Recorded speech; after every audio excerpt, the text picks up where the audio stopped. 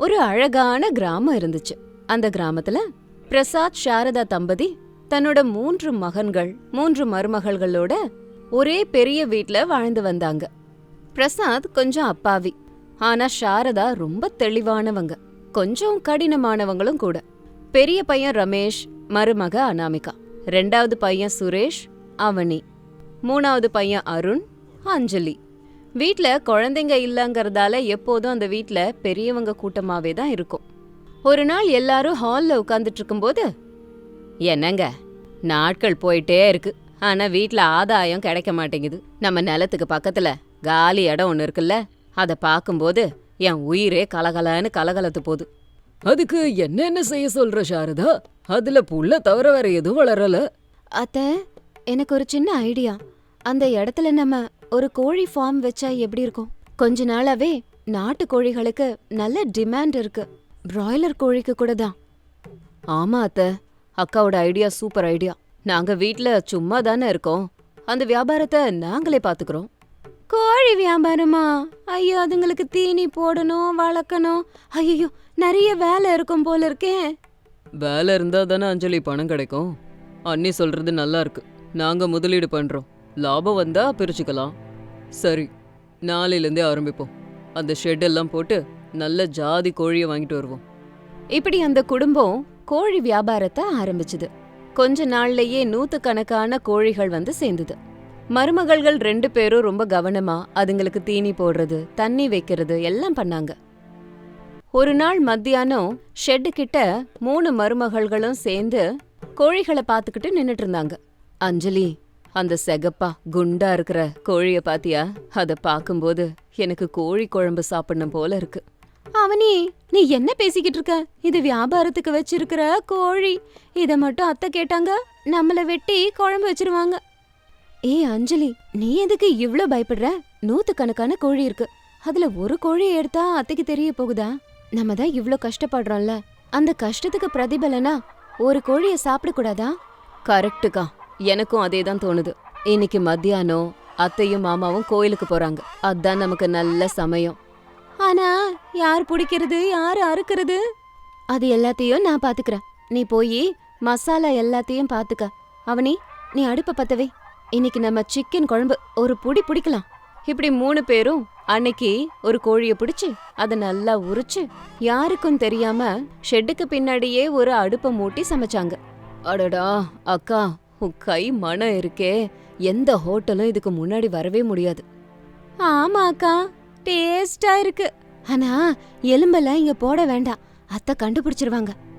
எல்லாத்தையும் சாப்பிட்டுட்டு குழியை தோண்டி புதைங்க, சாட்சியே இருக்க கூடாது. அன்னைக்கு இப்படியே போச்சு. ஆனா ருசி கண்ட கோழி, அதான் மருமகள்கள் சும்மா இருப்பாங்களா? அதுல அவனி 2 நாள் கழிச்சு அதையே கேட்டான். அக்கா, அன்னைக்கு நம்ம குழம்பு வச்சோம்ல, இன்னைக்கு சிக்கன் ஃப்ரை செய்யலாமா? அந்த கோழிய பாரு, அதுக்கே ரெடியான மாதிரி இருக்கு. சரி, இந்த தடவை நம்ம எக்ஸ்ட்ரா மசாலா போட்டு செய்யலாம். அக்கா, அத்தைக்கு வாசனை வராதா? தினமும் இப்படி செஞ்சுட்டு இருந்தா பாவம் புடிச்சுக்காதா அக்கா? சரி விடு விடு, அத்தைக்கு கொஞ்சம் கொடுக்கலாம். ஆனா ஏதுன்னு கேட்டாங்கன்னா ஹோட்டல்ல இருந்து வாங்கணும்னு சொல்லலாம்.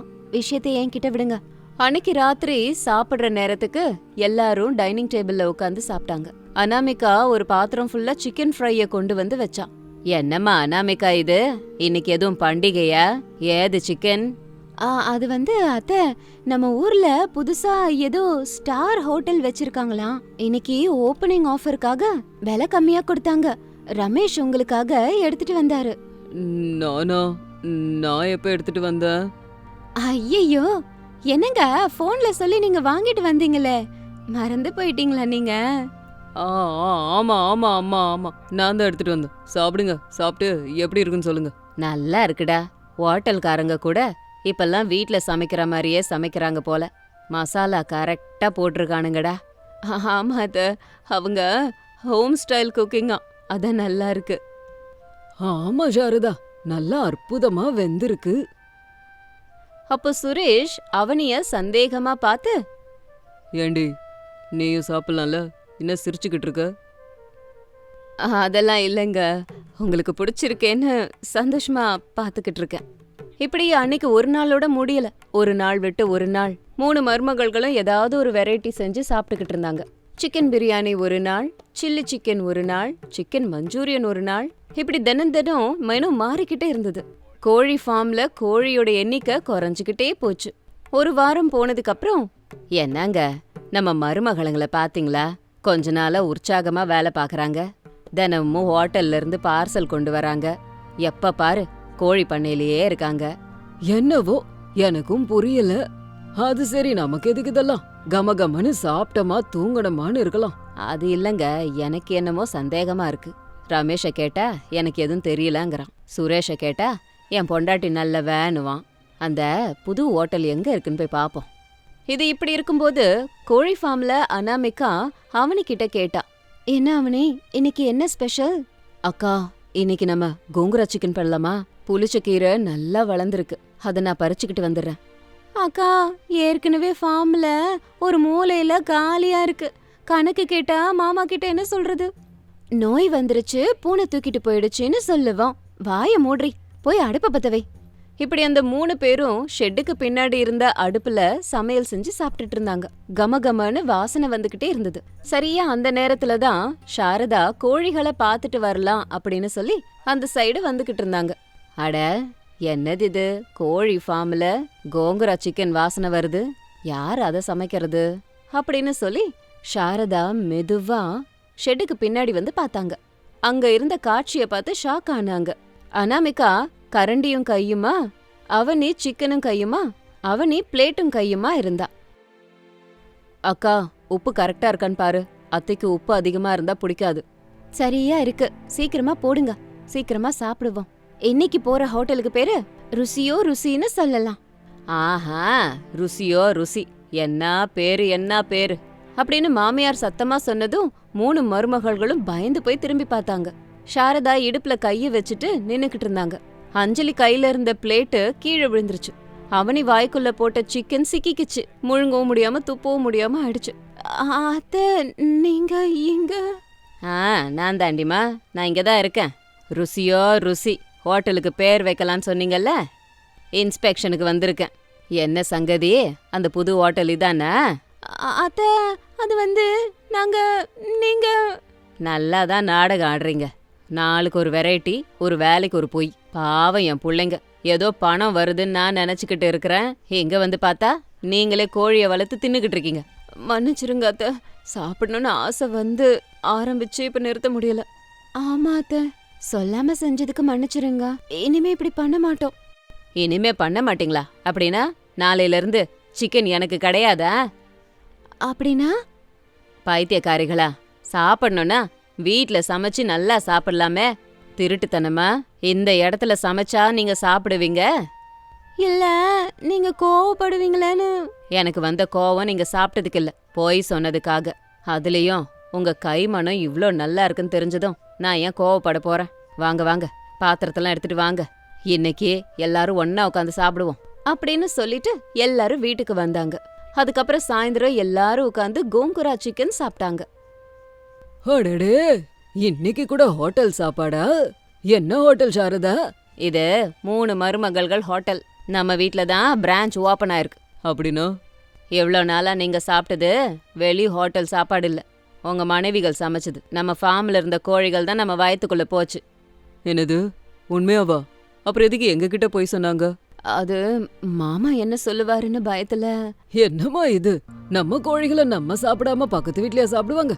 ஆனா ஒரு விஷயமா, வியாபாரத்துல லாபம் வரணும். இப்படி நம்ம ஃபார்ம் கோழிய நம்மளே சாப்பிட்டா எப்படி லாபம் வரும்? அது இல்ல மாமா, இன்னையில இருந்து வாரத்துக்கு ஒரு தடவை சாப்பிடுவோம். அதுவும் எல்லாரும் சேர்ந்து சாப்பிடலாம். மத்த நாள்ல வியாபாரத்தை நம்ம கவனிக்கிறோம். அப்போ அருண் அஞ்சலிய பார்த்து, அப்படின்னா நாட்டுக்கோழி குழம்பு எப்ப செய்ய போறீங்க? வர்ற ஞாயிற்றுக்கிழமை பண்றான். பாத்தீங்களாங்க, ஆர்டர் போட ஆரம்பிச்சிட்டானுங்க. சரி சரி, நடந்ததை நினைச்சு வருத்தப்படலாம் வேண்டாம். லக்ஷ்மி தேவிங்க மாதிரி மருமகளுங்க இருக்காங்க, பிரச்சனைலாம் இல்ல. ஆனாலும் நாளையில இருந்து கணக்கு பக்காவா இருக்கணும். நாலு பின்ன ஒண்ணு குறைஞ்சதுன்னா அது கிச்சன்ல இருக்கா இல்ல உங்க வயத்துல இருக்கான்னு எனக்கு தெரியணும். அதை கேட்டது எல்லாரும் சிரிச்சாங்க. அன்னையில இருந்து 3 மருமகள்களும் கோழி வியாபாரத்தை ரொம்ப நேர்மையா செஞ்சுட்டு வந்தாங்க. கோழிகளை ஜாக்கிரதையா வளர்த்தாங்க. வியாபாரம் நல்ல லாபத்தை கொடுத்துச்சு. ஒவ்வொரு ஞாயிற்றுக்கிழமையும் வீட்ல கமகமான்னு சிக்கனை செஞ்சு சாப்பிட்டுக்கிட்டு இருந்தாங்க. இந்த தடவை திருட்டுத்தனமா கிடையாது. எல்லாரையும் வச்சுக்கிட்டு சந்தோஷமா பேசிக்கிட்டு சிரிச்சுக்கிட்டு சமைச்சு சாப்பிட்டாங்க. இது இன்னைக்கு ஸ்டோரி. இன்னொரு ஸ்டோரியோட உங்களை மறுபடியும் மீட் பண்றேன். பாய் பாய். ஒரு ஊர்ல இந்த 3 மருமகள்களுக்கும் ஒருத்தர் மாத்தி ஒருத்தருக்கு சோம்பேறித்தனம். அத தவிர மாறி மாறி தண்ணிய வேஸ்ட் பண்ற பழக்கமும் இருக்கு. அன்னைக்கு வெயில் ரொம்ப அதிகமா இருந்துச்சு. கிராமத்துல இருக்க கிணறெல்லாம் வத்தி போச்சு. ஆறு குளத்துல கூட தண்ணி இல்ல. ஆனா பிரசாத் வீட்ல போர் கிணறு இருந்ததுனால அவங்க வீட்ல தண்ணி பிரச்சனை இல்லன்னு நினைச்ச 3 மருமகள்களும் தாராளமா செலவு பண்ணாங்க. ஒரு நாள் காலையில சூரியன் நெருப்ப கக்கிக்கிட்டு வந்திருந்தாரு. அனாமிகா பைப்ல தண்ணிய கொண்டு வந்து வாசல் தெளிச்சான். அப்போ அந்த இடத்துக்கு அவனியும் அஞ்சலியும் வந்திருந்தாங்க. அடடடடா, இந்த வெயில் காலையில 9 மணிக்கெல்லாம் கூப்பிடாத விருந்தாளி மாதிரி வருது. எவ்வளவு தண்ணி தெளிச்சாலும் சூடே குறைய மாட்டுது. பாத்தியா, ரோட்ல தண்ணிய ஊத்துனா சுர்ருன்னு சத்தம் கேக்குது. ஆமாக்கா, காத்து கூட சூடா அடிக்குதுல்ல. இப்ப மட்டும் ஏதாவது பண்ணல, மத்தியானத்துக்கு டிராகன் வாயில இருந்து நெருப்பு வர மாதிரி நம்ம வீட்ல அனல கக்கும். நீ போய் மோட்டர் போடு. இன்னைக்கு நம்ம மாடியில கூட தண்ணிய ஊத்தணும். வீடு ஏசி போட்ட மாதிரி குளுகுளுன்னு இருக்கணும். செவரெல்லாம் நல்லா நனைஞ்சதுன்னா ராத்திரிக்கும் நல்லா இருக்கும். சரி சரி, இப்பவே போய் மோட்டரை போடுறேன். நம்ம வீட்ல தான் தண்ணி அமிர்த மாதிரி வந்துகிட்டே இருக்கே, எதுக்கு சேர்த்து வச்சுக்கிட்டு அக்கம் பக்கத்துல இருக்கவங்க குடத்தை எடுத்துக்கிட்டு 1 கிலோமீட்டர் தூரத்துல இருக்க பம்புக்கு போய் கியூல நின்னுக்கிட்டு இருக்காங்க. ஆனா நம்ம இப்படி பைப்ல தாராளமா தண்ணிய செலவு பண்றது அவங்க பார்த்தாங்கன்னா அவங்க காதுல இருந்து புகையே வரும்.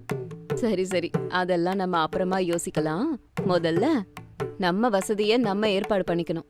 அந்த மோட்டரை ஆன் பண்ணிட்டு வா.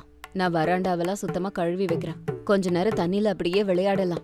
அப்பதான் சூட சமாளிக்க முடியும் அப்படின்னு சொன்னதும் அஞ்சலி போய் மோட்டரை போட்டான். டேங்க் ரொம்பி தண்ணி வழிஞ்சுகிட்டு இருந்துச்சு. 1/2 மணி நேரமா அனாமிகா வாசல்ல தண்ணி தெளிச்சுக்கிட்டே இருந்தா. ரோடே சேர் மாதிரி ஆயிடுச்சு. அத பார்த்து சாரதா கோபமா வெளியில வந்தாங்க. என்னடிமா இது அனாமிகா, நீ பண்றது உனக்கே சரின்னு தோணுதா? இந்த வெயில் காலத்துல தண்ணி கிடைக்கிறது இல்ல. ஊர் மக்கள் எல்லாம் தண்ணிக்கு அல்லாடுறாங்க. ஊர்ல இருக்க ஏரி கிணறு எல்லாம் வத்தி போச்சு. இந்த நேரத்துல தண்ணி எப்படி வீணாக்குறிய? அந்த தண்ணி வேஸ்டா வாய்க்கால போகுது. ஐயோ அத்தை, நீங்க வேற எப்ப பார்த்தாலும் பழங்காலத்து பஞ்சாயத்து. நம்ம போரு 300 அடி ஆழத்துல இருக்கு. பூமியில இருக்க தண்ணி வத்துமா? நீங்க வீட்டுக்குள்ள போய் ஃபேனை போட்டுக்கிட்டு உட்காருங்க, நான் தண்ணி தெளிச்சிட்டு வரேன். அம்மா அவனே, நீ கூட பாத்துட்டு சும்மா இருக்கியம்மா. தண்ணி மேல ரொம்பி டேங்க் வழிஞ்சுக்கிட்டு இருக்கு. மோட்டரை ஆஃப் பண்ணுன்னு அந்த அஞ்சலி கிட்ட சொல்லலாம்ல. உங்களுக்கு தண்ணி வழியிற சத்தம் கூடமா கேட்கவே இல்ல. அத்த, டேங்க் ரொம்பனா தானே நமக்கு ஃபுல்லா தண்ணி கிடைக்கும். கொஞ்ச நேரம் இருங்க. அஞ்சலி குளிக்க போயிருக்கான், தானா குறைஞ்சிரும். சும்மா சின்ன விஷயத்தெல்லாம் பெரிய விஷயம் ஆக்காதீங்க அத்த. எங்களையும் பயமுறுத்தாதீங்க. எங்களுக்கு எல்லாம் தெரியும். நாளைக்கு தண்ணி இல்லாம தொண்டை வறண்டு போகும்போது தெரியும் என் பேச்சுக்கு என்ன மதிப்புன்னு. பூமா தேவியா இருந்தாலும் ஒரு எல்லை இருக்கு. இப்படி பண்ணீங்கன்னா இயற்கை கூட நம்மள மன்னிக்காது. சாரதா சொன்னதை கேட்டாலும் மருமகள்கள் பெருசா எடுத்துக்கல. மறுநாள் காலையில 3 மருமகள்களும் துணி துவைக்கிறதுக்கு உட்கார்ந்தாங்க. டேப்பை ஆன் பண்ணி விட்டாங்க. ஒவ்வொருத்தவங்களும் 100 லிட்டர் தண்ணிய யூஸ் பண்ணாங்க. அப்போ பிரசாத் தன்னோட பையனோட அங்க வந்திருந்தாரு. அடே ரமேஷா, என்னடா இது அநியாயம்? உங்க மனைவிகள் தண்ணிய கங்கா நதி மாதிரி பயன்படுத்துறாங்க. வீட்டை சுத்தி ஒரே தண்ணியா இருக்கேடா, என்னது இது? நீங்களாவது சொல்லலாமே. நாளைக்கு குடிக்க ஒரு சொட்டு தண்ணி இல்லனா என்ன பண்ணுவீங்க? அப்பா, வெயில் அப்படி காயுதுப்பா. கொஞ்சம் எக்ஸ்ட்ராவா தண்ணிய யூஸ் பண்றாங்க, அவ்வளவுதானே. பெருசாக்காதீங்க, அவங்கள திட்டாதீங்க. அவங்களும் கஷ்டம் தானே படுறாங்க. ஆமாப்பா, வெயில் காலம்னா கொஞ்சம் தண்ணியை எக்ஸ்ட்ரா தானே யூஸ் பண்ணுவோம். எங்க மனைவிகள் துணி துவைக்கிறாங்க, வீட்டு கழுவுறாங்க. தண்ணி பயன்படுத்தினா என்ன? நம்ம சொந்த போர் தானே. நம்ம கிட்டதான் மோட்டர் இருக்குதுல்லப்பா. சுவிட்ச போட்டா போதும், தண்ணி தானா வரும்ல. அப்புறம் எதுக்குப்பா சும்மா நொயின்னு பழங்காலத்து கதையை பேசுறீங்க? இந்த காலத்துல தண்ணிக்கு பஞ்சம் ஏது? இன்னைக்கு என்ன சொன்னாலும் உங்களுக்கு புரியாது. தண்ணி இல்லாதப்ப என்கிட்ட வந்து பேசுங்க, வச்சுக்கிறேன். அது ரொம்ப நாள்ல இல்லப்பா. இயற்கைய பகச்சுக்கிட்டா தண்டனை தப்பாது. இப்படி நினைச்சுக்கிட்டு நாட்களை நகர்த்திக்கிட்டே இருந்தாங்க. 3 மருமகள்களும் தங்களோட பழக்கத்தை மாத்திக்கல. குளிக்கிறதுக்கு ஷவர் கீழே மணிக்கணக்கா நின்னுட்டு இருந்தாங்க. பாத்திரம் தேய்க்கிறங்கிற பேர்ல டேப்பை திறந்தே விட்டுருந்தாங்க. அநியாயத்துக்கு தண்ணியை யூஸ் பண்ணாங்க. கொஞ்ச நாட்கள் அப்படியே போச்சு. அனாமிகா காலையில வந்து முகம் கழுவலான்னு டேப்ப திறந்தா. அதுல இருந்து காத்து தான் வந்துச்சு. என்ன தண்ணி வரல, காத்து தான் வருது. அஞ்சலி, அஞ்சலி, மோட்டார் போட்டியா இல்லையா? மணி 8 ஆகுது இல்லையா? டேங்க் காலியா இருக்கு பாரு. போட்டனியாக்கா, 1/2 மணி நேரமா மோட்டர் ஓடிட்டு தான் இருக்கு. ஆனா சத்தம் தான் ஏதோ ஒரு மாதிரி குயின்னு வந்துட்டு இருக்கு. டேங்க் ரொம்பனா மாதிரியே எனக்கு தெரியலையே. பைப்பு கிடுகிடுன்னு ஆடுது, ஆனா தண்ணி போற மாதிரி இல்லையே. என்ன ஆயிருக்கும்? ஒருவேளை பைப்புல மண் ஏதாவது சிக்கி இருக்குமோ? இல்ல மோட்டார் தீஞ்சு போயிடுச்சா? இப்ப என்னடி பண்றது? எப்படி சமைக்கிறது? பாத்திரங்கள்லாம் இருக்கே அப்படின்னு நினைச்சுக்கிட்டு 3 பேரும் டென்ஷனா மோட்டார் கிட்ட வந்தாங்க. அங்க தண்ணி மோட்டார் சுட சுட இருந்துச்சு. அதுக்குள்ள சாரதா பிரசாத் கூட அந்த இடத்துக்கு வந்தாங்க. மோட்டருக்கு ஒன்னும் ஆகலமா? பூமிக்கு அடியில தண்ணி இல்ல. நான் தான் சொல்லிக்கிட்டே இருந்தேனே. நீங்க தாராளமா பயன்படுத்துறதுனால பூமிக்கு அடியில இருந்த தண்ணி தீந்துருச்சு. நம்ம போரு 300 அடிக்கு கீழே இருந்தது. ஆனா இப்ப தண்ணி 500 அடிக்கும் கீழே போயிடுச்சு. இப்ப நம்ம போர்ல தண்ணி இல்ல. ஐயோ மாமா, இப்ப என்ன பண்றது? கிச்சன்ல பாத்திரங்கள்லாம் இருக்கே. நான் இன்னும் குளிக்க கூட இல்ல மாமா. தலை குளிக்கலான்னு நினைச்சேன். ஆமா மாமா, எனக்கு கூட ரொம்ப தாகமா இருக்கு. தொண்டையெல்லாம் வறண்டு போச்சு. ஃப்ரிட்ஜ்ல இருந்த தண்ணி எல்லாம் கூட ராத்திரி அஞ்சலி ஃபேஷியல் பண்றதுக்கு எடுத்துக்கிட்டா. ஒரு சொட்டு கூட குடிக்கிறதுக்கு தண்ணி இல்லையே இப்போ. இப்ப தெரியுதா தண்ணியோட அருமை? ஊருக்குள்ள எல்லாரும் காலையிலே எழுந்திருச்சு 1 கிலோமீட்டர் தூரம் நடந்து கியூல நிக்கறாங்க தண்ணிக்காக. அதுவும் வெயில்ல. நீங்க மட்டும் மகாராணி மாதிரி வீட்லயே தண்ணிய வீணாக்குனீங்க. அளவுக்கு அதிகமா தண்ணி இருக்கும்போது அதோட மகிமையோ அதோட மதிப்போ உங்களுக்கு தெரியல. போயே குடத்தை தூக்குங்க. அத்தை, நிஜமாவே நம்ம போர்ல தண்ணி இல்லையா? இப்ப நம்ம அந்த பம்பு கிட்ட போய் தண்ணிய பிடிக்கணும். 1 கிலோமீட்டர் நடக்கணும். என்னால முடியாதுப்பா. வேற வழி இல்லம்மா. உங்க புருஷனுங்களை கூட கூட கூப்பிட்டுக்கோங்க. இன்னையில இருந்து ஒரு சொட்டு தண்ணிய சம்பாதிக்கிறது எவ்வளவு கஷ்டம்னு நீங்க புரிஞ்சுக்கோங்க. உங்க 3 பேரால தான் இப்ப இந்த நிலைமை. ரமேஷ், சுரேஷ், அருண், குடத்தை எடுத்துட்டு வாங்கடா. இப்போ வேற வழியே இல்லாம புருஷன் பொண்டாட்டிங்க ஜோடி ஜோடியா ஊர் எல்லையில இருந்த தண்ணி பம்புக்கு வந்தாங்க. அங்க ஏகப்பட்ட பேர் ஏற்கனவே கியூல நின்னுட்டு இருந்தாங்க. வெயில் சுட்டெரிச்சிட்டு இருந்தது. ஐயோ, இந்த வெயில்ல தலை வெடிக்கிற மாதிரி இருக்கு. எவ்வளவு நேரம் இப்படி நிக்கிறது? எனக்கு கால் வலிக்குதுங்க. ஒரு பானை தண்ணிக்கு இவ்ளோ நேரமா? இந்த தண்ணி வேற பென்சில் மாதிரி வருது. பாத்தியா நமிகா, நம்ம வீட்ல தண்ணி வரும்போது டேப்ப மூடாமலே யூஸ் பண்ணிட்டு இருந்தோம். அப்ப நமக்கு கஷ்டம் தெரியவே இல்ல. இப்போ ஒரு குடம் தண்ணிக்காக எவ்வளோ நேரம் நிக்கிறது? இந்த வெயில் தாங்கவே முடியல. நம்ம எவ்வளவு பெரிய தப்பு பண்ணிட்டோம். அன்னைக்கே அத்தை சொல்றத நம்ம கேட்டிருந்தா இந்த நிலைமை வந்திருக்காது. ஆமாக்கா, நம்ம செஞ்ச பாவம் தான் நம்மள இந்த நிலைமை கொண்டு வந்திருக்கு. நம்ம மோட்டரை ஆஃப் பண்ணாம இருக்கும் போதும் தண்ணி 1/2 மணி நேரம் வாசல்ல தெளிச்சப்போ ரொம்ப பெருமிதமா நினைச்சிட்டு இருந்தோம். ஆனா இன்னைக்கு குடிக்கிறதுக்கு ஒரு சொட்டு தண்ணி இல்லாம இங்க வந்து நிக்கும் போது தொண்டை வறண்டு போகுது. எல்லாரும் பார்த்து சிரிக்கிறாங்க. இப்படி மணிக்கணக்கா வெயில்ல நின்னு கஷ்டப்பட்டு ஆளுக்கு ஒரு குடம் எப்படியோ தண்ணிய கொண்டு வந்தாங்க வீட்டுக்கு. அந்த தண்ணி அவங்களுக்கு அன்னைக்கு தங்கத்தை விட விலை உயர்ந்ததா தெரிஞ்சது. பாத்தீங்களா, இந்த குடத்து தண்ணிய வச்சுதான் இன்னைக்கு நாள் பூரா பயன்படுத்தி ஆகணும். குளிக்கிறது, குடிக்கிறது, சமையலுக்கு எல்லாம் இந்த தண்ணி தான். துணியெல்லாம் இப்போதைக்கு துவைக்கவே வேண்டாம். இந்த தண்ணில குளிக்கிறதுக்கெல்லாம் பத்தாது போல இருக்கே. ஒரு நாள் குளிக்கலனாலே வேர்க்குமே. வெயில்ல நின்னு கசகசன்னு இருக்கு. ஒரு 1/2 பக்கெட் தண்ணி தாங்கல அத்தை. மேல மட்டும் அலம்பிக்கிறேன். முடியாதுமா. தினந்தோறும் 1 மணி நேரம் ஷவர் கீழே நிக்கிறீங்கல்ல, தண்ணிய வேஸ்ட் பண்ணல. அப்ப யோசிச்சுருக்கணும். இப்போ இருக்கிற தண்ணிய பாத்துக்கோங்க. குடிக்கிறதுக்கே தண்ணி பத்தாது, இனி குளிக்கிறதுக்கு ஏது தண்ணி? அன்னைக்கு ஃபுல்லா 3 மருமகள்களும் சொட்டு சொட்டு தண்ணியா பார்த்து செலவு பண்ணாங்க. ஒரு கிளாஸ் தண்ணி குடிக்கிறதுக்கு 1க்கு 2 தடவை யோசிச்சாங்க. சமையல் செஞ்ச தண்ணிய கூட பாதுகாப்பா எடுத்து வச்சாங்க. மறுநாளும் அவங்களுக்கு அதே மாதிரி நிலைமை தான் வந்தது. தண்ணிக்காக படுற கஷ்டங்களை பார்த்து 3 மருமகள்களும் மாற ஆரம்பிச்சாங்க. மாமா, தயவு செஞ்சு எங்களை மன்னிச்சிருங்க. தண்ணி இல்லைன்னா ஒரு மனுஷன் உயிரே வாழ முடியாது. அது நாங்க இப்பதான் புரிஞ்சுக்கிட்டோம். நாங்க செஞ்ச தப்புக்கு சரியான தண்டனை தான் கிடைச்சிருக்கு. தண்ணிங்கிறது நமக்கு இயற்கை கொடுத்த மிகப்பெரிய செல்வம்னு இப்பதான் புரிஞ்சுக்கிட்டோம். ஆமா மாமா, இன்னையில இருந்து நாங்க தண்ணிய வீணாக்கவே மாட்டோம். அன்னைக்கு பைப்புல வீணாக்கின தண்ணி இன்னைக்கு இருந்தா அதை வச்சுட்டு எவ்வளவு சந்தோஷமா இருந்திருக்கலாம். தண்ணிக்கு மரியாதை கொடுக்கணும்னு நாங்க கத்துக்கிட்டோம். எங்களை மன்னிச்சிருங்க மாமா. அத்த, இந்த 2 நாள்ல நாங்க பட்ட கஷ்டம் எங்க கண்ணை திறந்துருச்சு. இனி ஒரு சொட்டு தண்ணிய கூட நாங்க என்னைக்கும் வீணாக்கவே மாட்டோம். தண்ணியோட அருமை என்னன்னு நல்லா புரிஞ்சுக்கிட்டோம். சரிங்கம்மா, உங்களுக்கு புத்தி வந்துருச்சு, அதே போதும். அது இருக்கட்டும். போரை சரி பண்றதுக்கு ஆளை வரவழைக்கிறேன். இன்னும் கொஞ்சம் ஆழமா தோண்ட சொல்றேன். ஒரு விஷயத்தை எப்பவும் ஞாபகம் வச்சுக்கோங்க. தண்ணிங்கிறது இயற்கை நமக்கு கொடுத்த வரம். அது இல்லன்னா ஒன்னும் இல்ல. நம்ம பூமிய சுரண்ட கூடாதுமா, மரியாதை கொடுக்கணும். அப்படின்னு சொல்லி முடிச்சதுக்கு அப்புறம் போரை ரிப்பேர் பண்ணாங்க. மறுபடியும் பழைய மாதிரி தண்ணி வந்துச்சு. ஆனா இந்த தடவை அனாமிகா பைப் பக்கத்திலேயே சேர போட்டு உட்கார்ந்துகிட்டு சின்ன குடத்துல தண்ணிய புடிச்சு யூஸ் பண்ணா.